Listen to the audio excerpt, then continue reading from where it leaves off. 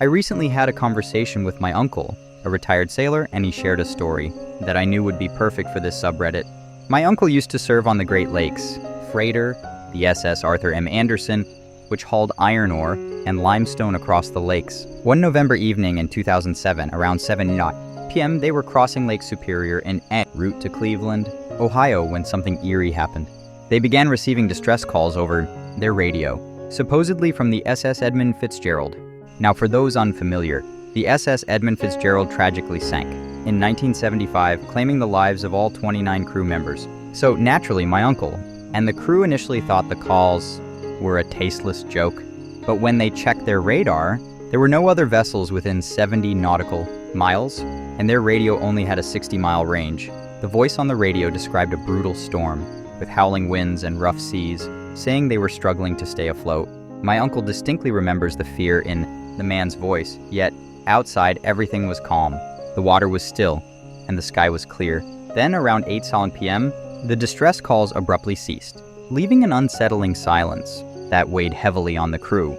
The radio remained quiet for the rest of the night, and no one on board slept, haunted by what they had just experienced.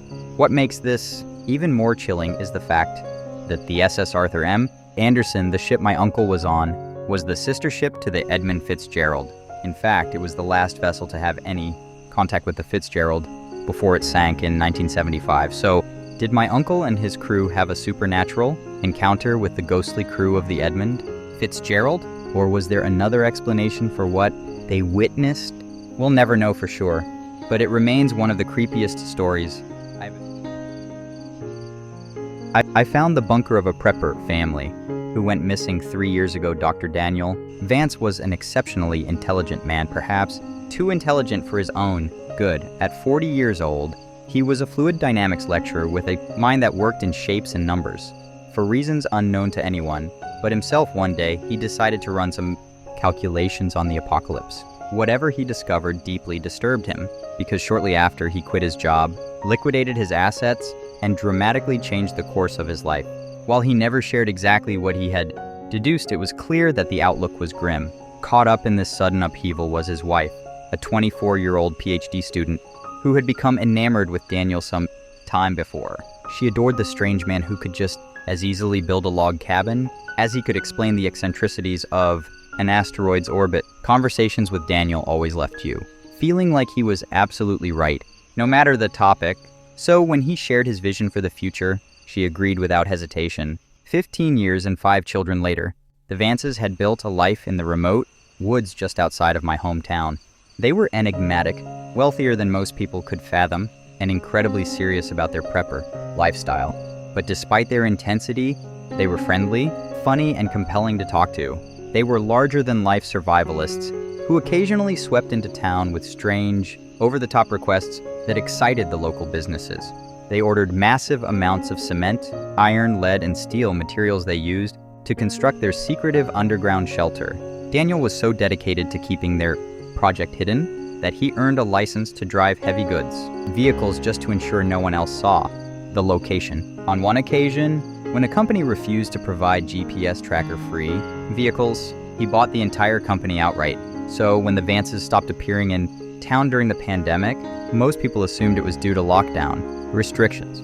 They had a bunker after all, and had spent their lives preparing to be self-sufficient in the event of a societal collapse. Even their youngest, Alexander, who was only 3 years old, was already being taught survival skills, gathering firewood and identifying edible plants. If anyone could ride out COVID-19 without much difficulty, it was the Vances. But what actually happened was far more troubling.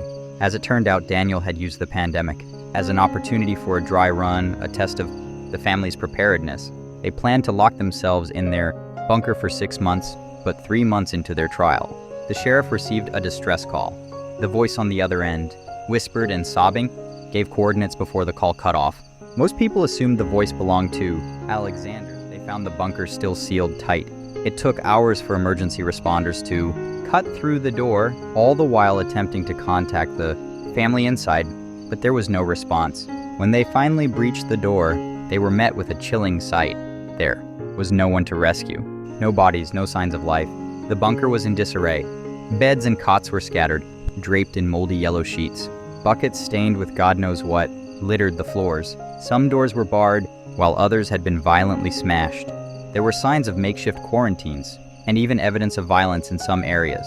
The police, usually a great source of gossip, remained unusually tight-lipped about the whole situation. Eventually, the sheriff made a public statement.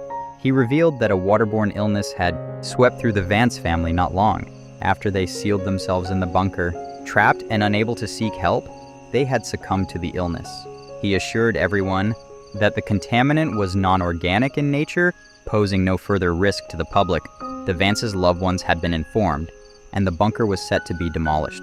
But for the people of the town, this explanation only raised more questions. Why hadn't the Vances called for help earlier? They had radios, computers, even smartphones. They weren't isolated by choice. They were survivalists, not Amish. And where were their bodies? What had happened to them? Why hadn't they simply left the bunker? We bombarded the sheriff with these and other questions at a town meeting, but no answers were given. After a few weeks, most people let it go. The pandemic raged on, and life had other pressing demands. The story of the Vances faded from memory, becoming just another strange, tragic event that people rarely spoke about. I too was guilty of forgetting about it, until the day I found the bunker. I had been out in the woods looking for my dog Ripley. He's half Bernese, half collie, and a total scaredy cat. He trembles during storms and needs to hold your hand when you brush him. He's been my loyal companion since he was a puppy, and I wasn't going to leave him out there, lost in the woods. As I searched, I stumbled upon the bunker. The door was open with faded police tape still fluttering in the wind. Scorch marks surrounded the lock, and the darkness inside seemed to swallow everything. It was like someone had ripped a hole in reality itself. Just looking at it made my stomach churn. It radiated a kind of pain that I couldn't fully understand, but that my instincts told me to fear. As I got closer, I noticed the small details: bloody finger, streaks across the handle, signs of someone desperately trying to escape. The viewing window had been smashed in, a hammer still lying nearby. I could almost hear the echoes of the family screaming for help, trying to escape the very bunker. I'd seen Ripley's paw prints leading into the tunnel. I wasn't going home without him. Under any other circumstances, I would have run, but I had gone there looking for my dog. Ripley and my flashlight revealed wet paw prints trailing down the dusty concrete tunnel. Ripley, a half Bernese, half collie, was the kind of dog who trembled during storms and needed his paws held when we brushed him. I love him deeply. I don't have much in the way of family, no wife and not many friends, but I have Ripley, and the thought of going home to an empty apartment where I'd cry myself to sleep was unbearable. He was my dog, and I had raised him since. He was a puppy. I wasn't going to leave him out in those woods alone. I had no idea what I'd find, but I knew it wasn't going to be good. The police had lied, keeping most of the grim details hidden. The bunker wasn't demolished or sealed off. In fact, blue latex gloves and broken police flashlights littered the area, as if the last people inside were in a hurry to leave. This was where 7 people had supposedly died. I assumed it was someone's responsibility to clean it up, but the corridor appeared untouched. Just a few meters in, manic writing covered the walls. The desperate scrawls of a lone survivor, like rediscovered cave paintings. Most were equations, diagrams, and blueprints, all focused on the circuits of the faulty door lock. It seemed like Daniel, the last to die, had left these. Imagine outliving your children? But then it got worse. The writing shifted from equations to chaotic scribbles, the same phrases repeated over and over. 5 doors, 5 not 6, 6 didn't make it, 6 doors. It looked like something straight out of an asylum. Psychotic ramblings, but 6 paragraphs were different, impeccably neat, each topped with a carefully drawn Christian cross. Elliot Vance, age 15, a gifted guitarist. He liked boys, though he thought I didn't know. I loved him with everything I had. He would have made a great man. Alicia Vance, age 14, she liked to paint and shoot. She had her mother's mean streak. It would have served her well in the future. Elijah Vance, aged 8, the smartest of us all. These were Daniel's memorials to his children. My flashlight illuminated the words, revealing the depths of despair he must have endured. He knew he wouldn't get to speak at their funerals or write their obituaries. This was his last desperate way to make sure the world not just as victims of tragedy. The words marked the end of the tunnel, and nearby was a trapdoor. Ripley's paw prints ended there. I feared he might be in danger, but I paused, looking back at the bunker door 20 meters behind me. The once gloomy forest outside now looked bright, even under cloudy skies. I felt like I was leaving the whole world behind. A circular living space, packed with multifunctional furniture. The walls were lined with folding beds and tables. Everything could be transformed. A dining area could become a sitting space, or even a sleeping area. 7 people lived here, and there wasn't enough privacy, so they had to make the most of the cramped quarters. I searched for more signs of Ripley, but the wet paw prints faded, leading vaguely toward a nearby door. I wanted to rush after him, but I stopped myself. There was no point in getting hurt. I took a moment to look around, and quickly spotted a dinner table. If I needed more proof the police hadn't cleaned up, this was it. The plates were still out, the food rotten to blackened husks. A child's hat lay at one of the place settings, its once creamy fleece now a sickly green-yellow. The chairs had their backs reinforced with beams, and on each cushion was a foul-smelling stain. I touched one with gloved hands, and the fabric crackled. The same stain covered the cutlery, plates, and even handprints on the tablecloth. It wasn't blood. It was too contained. One stain on the back of a chair was shaped exactly like a slim woman's waist. Miranda Vance had always been slim. Stains were scattered across the room in the strangest places, on beds, blankets, the plain floor. One resembled a child huddled in the fetal position. The same material was smeared across the TV remote, books, and board games. Every object in the room, from sofa cushions to dirty laundry, was covered in the dried, brownish material, giving off a sickening, coppery odor. I found the jigsaw particularly baffling. Someone had set up another table with 4 chairs, all with the same back support modifications as the dinner table chairs. A jigsaw puzzle had been laid out, split into 4 piles, but only one pile was used. The rest remained untouched, as if someone had carefully divided the pieces for 3 others who had no interest in joining. Maybe Daniel had tried to keep his family's spirits up while they were sick? If that was true, I couldn't help but picture the man sitting there, urging his loved ones to piece together the puzzle while they drifted in and out of consciousness. There was something profoundly unsettling about that room. As I scanned the details with my flashlight, flicking from one object to the next, the urge to leave intensified. One door had wooden beams nailed across it. A sofa was partially dismantled. Several beds had been burned, and all the light bulbs had been removed, sitting in a box on the kitchen counter. When I looked up at the ceiling, I finally understood why the police were confident the Vances hadn't survived, despite never finding their bodies. Someone had jammed a human finger into one of the empty light sockets, as though expecting it to glow. When the switch was flicked, what had happened here that caused the authorities to leave? Even take the finger to test for disease, or at least confirm who it belonged to? I knew I needed to hurry and find my dog. People had died here, and while I wasn't superstitious, it didn't hurt to show a little respect for the dead. The bunker was cramped, eerie, and the air was so foul that I worried about getting sick, but I couldn't leave Ripley behind. He couldn't climb a ladder to escape, and I wasn't sure how he'd even gotten down there. Summoning. What courage I had left, I called out, breaking the oppressive silence. That seemed like a taboo in this dreadful place, like shouting in a graveyard. "Ripley!" I waited, heart pounding, hoping to hear his pause. But the silence stretched on. It was the kind of quiet that made you think something in the darkness was holding its breath, waiting for you to turn your back. Suddenly, the TV flicked on with a burst of white noise, so loud and abrupt that I jumped, nearly falling backward onto a filthy sleeping bag. As my heart raced, I recognized the sound of Daniel Vance's voice. I realized the issue here. I need to emphasize just how little I understand. The grainy screen showed a greenish infrared view of the bunker, with Daniel in the foreground and the dinner table behind him. Despite the poor quality, I could clearly see his family seated at the table. Miranda was the first to fall ill. Looking back, it makes sense. She often went into storage to get food, and we found it behind one of the refrigerators. So that's... shit. A figure slumped onto the table with a clank, knocking a plate to the ground. Shit. Daniel muttered, rushing over to sit the woman upright. Miranda never did like my cooking. He forced a laugh as he adjusted something at the back of her chair. The rods are better than tape. All those hours spent taping them up didn't work.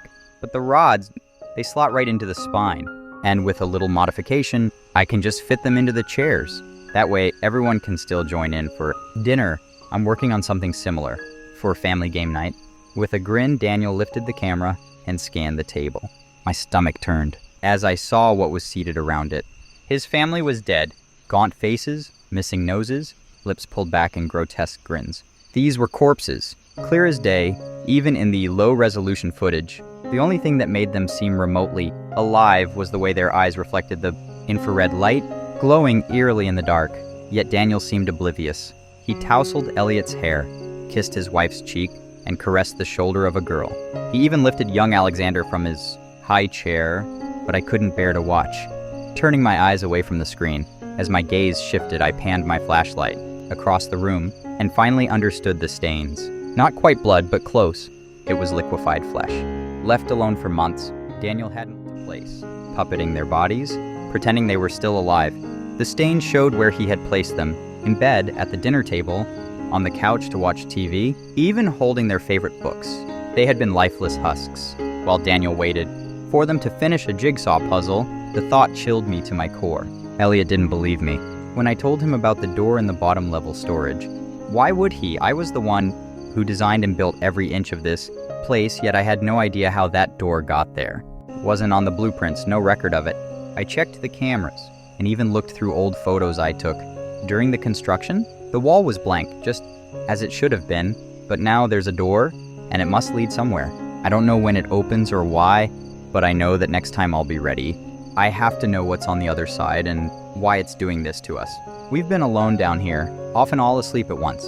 Anything could have killed us easily, slit our throats in the dead of night, but it didn't. Instead, it's been playing some twisted game, and I need to know why. First, it took our radios, then the computers, and finally our phones, one by one. None of us noticed until it was too late. I used to scold the kids for not taking care of their things, thinking they were just misplacing them. But in a locked bunker, where could they possibly go? Looking back, the signs were all there. Who kept taking the lights? Who kept draining the batteries in our torches? How long had it been living with us before we realized we weren't alone? Was it watching us the whole time? That door, the one that leads to nowhere, isn't always blank. I've heard noises from behind it, shuffling, wet, ragged breaths, moving through the halls when it thinks I'm asleep. There's something in there. I was listening to Daniel, his rant both captivating and chilling, when something caught my eye on one of the infrared cameras. The image was a mess of static, but I rewound the footage and focused. 2 pinpricks of light appeared in the darkness, just behind Daniel's shoulder. It took me a moment to realize what I was seeing. My blood ran cold. Miranda Vance, dead and motionless, had turned her head. Her lifeless eyes were glowing, fixed on the back of Daniel's head. It's pointless to leave now. I'm no doctor, but I know that door is giving off enough radiation to kill all of us. If only we hadn't touched it. The room itself isn't lethal, but whatever curiosity got the better of us, we got too close.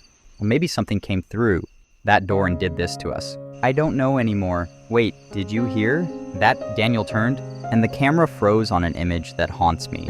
A lone man standing bright as a star against the impenetrable darkness. And in that darkness, 6 pairs of glowing white eyes stared back at him. Suddenly, I became painfully aware of where, and if I turned around, I'd see them. I'd see the Vances, all of them. Daniel too, their bodies, rotting in the dark, their heads turned toward me. Behind me, something moved. It breathed, quick, loud. I knew what it was, I knew. It came at me. So fast, I barely had time to react. Something wet and hot brushed my hand, and I screamed. But just as quickly, it pulled away, hesitating. Then, without warning, it leapt at me, knocking me to the ground. I sobbed with relief.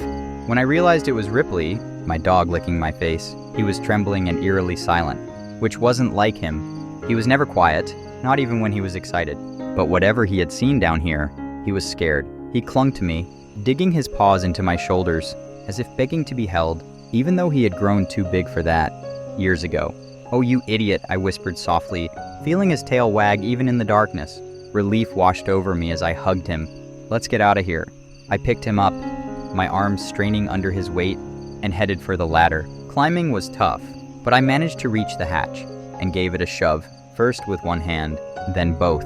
Over and over, I pushed as hard as I could, but the hatch wouldn't budge. Shit, I cursed, pounding on the hatch with my fists. The handle had snapped clean off, jamming the door shut. I needed tools to get through the metal bar, locking it in place. My fingers couldn't move it, and brute force was useless. I climbed back down, trying to catch my breath. At least it was fixable. On the wall, I noticed a chalk diagram of the bunker, It had 3 floors. The bottom level was storage, and Daniel had drawn a large red X through it. The top was labeled quarters. Where I was standing, the middle was labeled workshops, and I realized that's where I needed to go. There was one door leading to a concrete stairwell. Standing at the top, I shined my light down the spiral rails, unsure of what I hoped to see. Only shadows greeted me, and a foul smell rose from below, burning my lungs and scratching at my throat. Had the police ever made it this far down? Had they seen what I saw on that footage and just left? No, it had to be something else. Something that scared off an entire sheriff's department. And whatever it was still down there.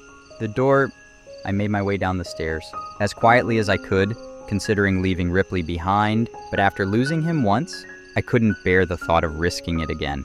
He stayed by my side, quieter than me, the click-clack of his paws on the concrete oddly soothing. I struggled to keep my flashlight steady, the beam trembling in my shaky hand, as I tried, desperate to escape. But just as I reached the second step, I froze. Something was gripping the handrail above me. A moldy fist, the skin so withered it was barely recognizable as human, clutched the metal rail. The fingers had decayed, until they were mostly bone. Instinctively, I raised my light. There, staring down at me, was the bloated, hairless face of a corpse. I couldn't tell if it had been a teenage girl or Daniel himself, but the sight was enough to make me turn back. Another body shambling toward me from the workshop blocked my escape. I was trapped. Ripley, now pressed against my leg, had finally pissed himself in fear. He was shaking uncontrollably, his tail tucked between his legs. He whimpered, desperate for me to pick him up. But I couldn't. I couldn't carry him, but I also couldn't leave him behind. With nowhere else to go, I ran down to the storage level.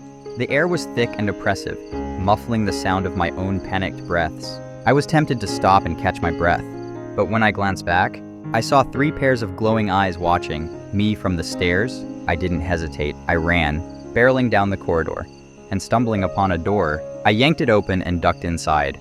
It was a storage room. Most of the shelves had been overturned, with rotting food scattered across the floor. A few shelving units remained upright, their shelves lined with tall, opaque boxes. They would make a perfect hiding spot.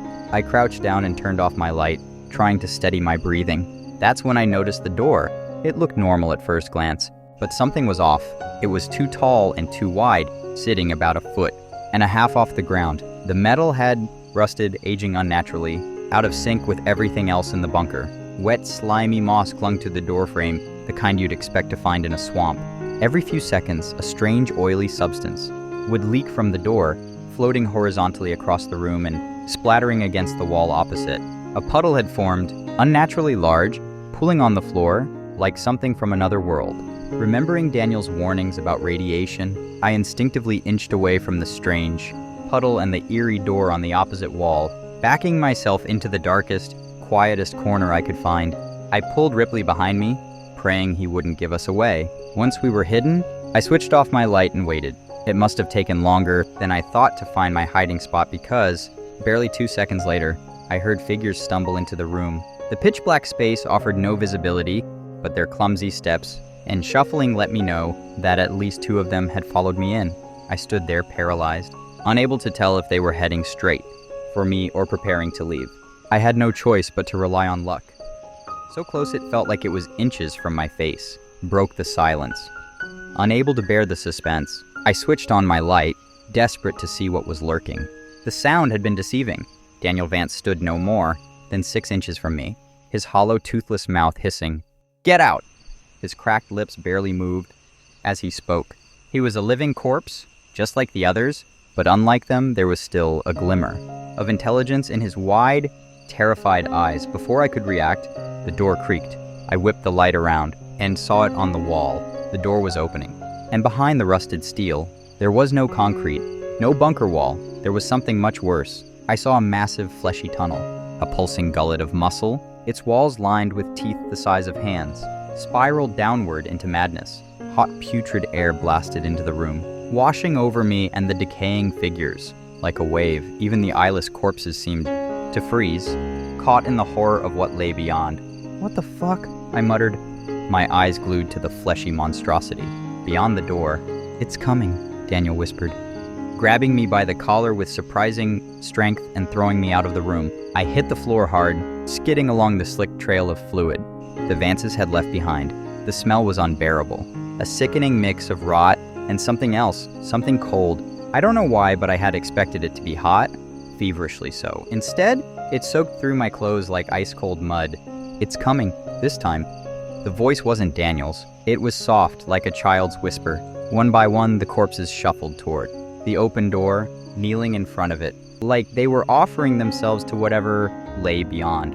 Most of them seemed mindless, but Daniel still had some awareness. He looked back at me, his gaze filled with sorrow. The only thing we did wrong was being here. For it to torture, he murmured. It didn't need a reason, just an opportunity. Leave. It won't let us go. It won't even let us die. And if it catches you, it won't let you go either.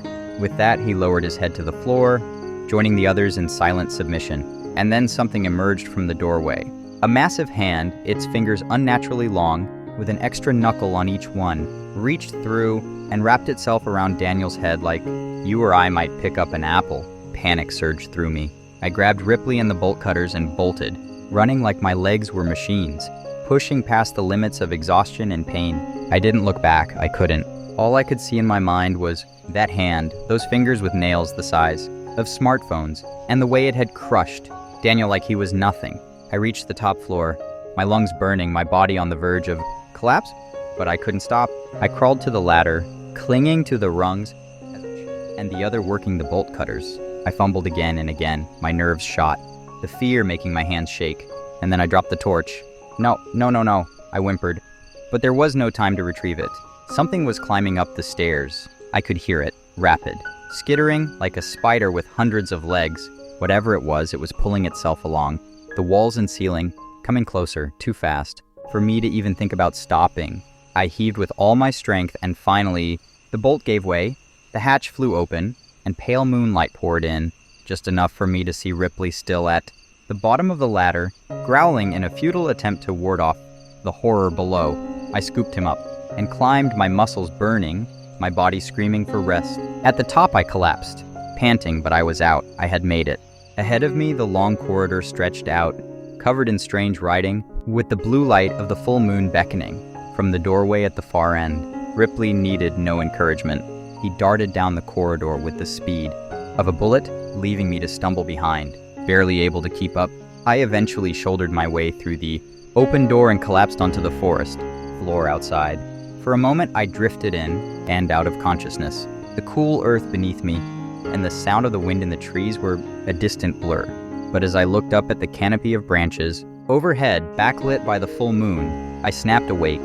That's when I felt it, a cold, crushing grip on my ankle.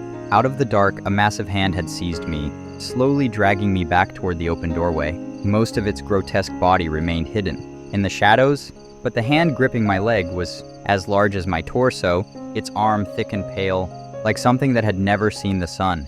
It reminded me of a mole rat burrowing deep into the earth. Panic surged through me. I struck the hand with my fists, dug my nails into its rubbery skin, screamed, kicked, but nothing worked. From behind the door, something leered at me, its twisted face grinning with malicious joy. It was taking its time, savoring every moment. As it dragged me closer to whatever nightmare awaited on the other side, in that moment, I realized there was no escape. The image of Daniel kneeling in worship, hopeless and broken, flashed in my mind. He had known there was no way out. The thing behind that door had taken everything from him, and it was about to take me too. I wept, my mind fraying at the edges, as I tried in vain to stop myself from being pulled into the abyss. I clawed at the earth, searching for anything, roots, rocks, something to hold on to, but there was nothing. I was only a foot away from the door when, terrified of vacuums, plastic bags, and doors that creaked, the dog that once got stared down by a rabbit and backed off, confused by the tiny creature's defiance. That same dog, usually so timid, lunged at the monstrous arm like a wolf. His teeth sank into the thick skin, not quite breaking it, but applying enough pressure to weaken the thing's grip. I slid my leg free, gasping in relief. Unable to stand, I grabbed Ripley and pulled with all my strength.